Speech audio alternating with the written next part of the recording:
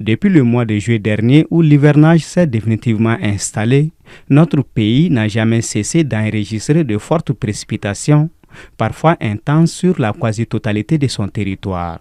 Le mois d'octobre, auparavant annonciateur de la fin de la saison pluvieuse, enregistre exceptionnellement de quantités importantes de pluie, comme c'est le cas depuis le week-end dernier sur Bamako et plusieurs autres localités du pays. Depuis le début du week-end, nous avons entamé une phase humide de la semaine.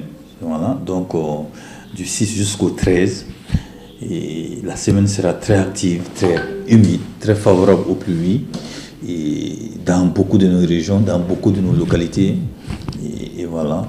Et cette situation est caractérisée par une évolution normale, en même temps brusque, parce que nous avons affaire avec une onde d'ess qui vient s'envenimer la pluviométrie au niveau du Sahel, notamment au niveau du Mali.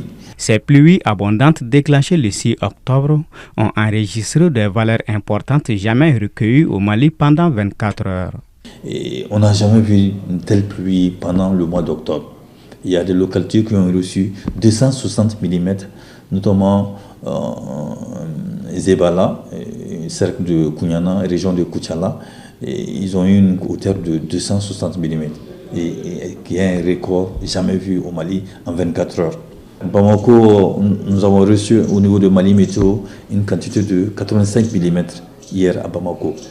Maintenant, les données viennent à compte-gouttes, nous sommes un peu à l'attente et voilà. Face à ces fortes quantités de pluie, des risques d'inondation demeurent. La récolte avec la pluie, c'est vraiment dangereux. Donc les paysans et les producteurs doivent s'apprêter à le faire.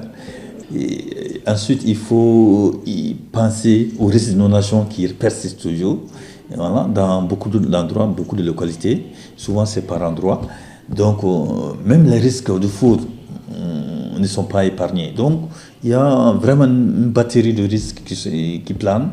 Donc, c'est à nous de s'adapter à des conduites à tenir. Et je vous ai dit d'écouter davantage les informations produite par la météo.